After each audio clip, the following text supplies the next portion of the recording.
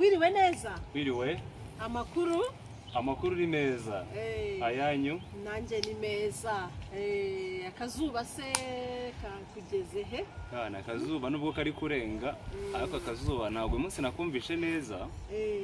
Kuko nkorera mu biro. Uba uri mu biro. Yego.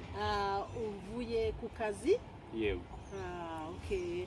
Ni byiza rero. Ariko imodoka uyisize hanze? Yego, imodoka nayisize ahantu imbere gato.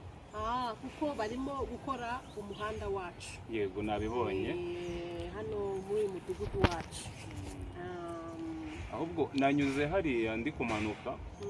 Mbona ndibaza se hano hari ibikorwa remezo se, hari isoko. Hari isoko, dufite isoko rya Ziniya. Iryo soko ryacu. Hari ibintu byinshi, hari ishuri, hari amashuri abiri hano hepfo. Dufite ivuriro hano haruguru. Hari ivuriro, waribonye? Naribonye. Hari ivuriro. Ahubwo se umuntu ashaka nko gukina umupira w'amaguru cyangwa umupira w'intoki, basketball, ni hehe yakinira? Ibibuga byo gukina birahari. Dufite ishuri IPRC hano haruguru. Yego. Bafite ibibuga binini cyane. Bafite ikibuga cya football, bafite ikibuga cya volleyball, basket. Abana bacu bakunda kujya gukina hariya kuri IPRC. Ibibuga birahari.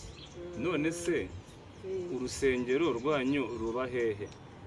Urusengero hano hari insengero nyinshi. Yego. Hari urusengero rw'Abayehova hano hafi, ni iminota 5 kugerayo.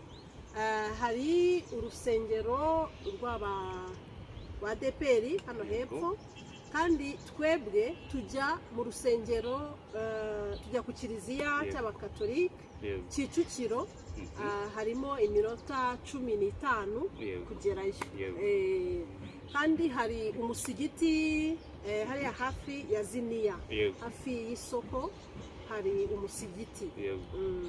Ese buriya kuva hano ujya kuri stade Amahoro byafata nk'umwanya ungana gute? Kuri stade Amahoro iyo utwaye imodoka ni iminota 15. Yes. Kuri moto ni iminota 10. Yego. Ariko nkunda gukora siporo, kugenda n'amaguru. Yego. Nkava mu rugo kugera kuri stade Amahoro, nshobora kugenda iminota 45. Yego. Kuva hano ujya i Kanombe byafata umwanya ungana gute? Kuva hano ujya i Kanombe ni kure. Nko ku kibuga cy'indege? Ku kibuga cy'indege harimo iminota, utwaye imodoka iminota 30. Yego. Kuko hari ambutiyaje, hari imodoka nyinshi, ni kure. Ku kibuga cy'indege ni kure. Harimo iminota 30. Yego. Harya utuye hehe? Njyewe ntuye i Remera. Utuye Remera.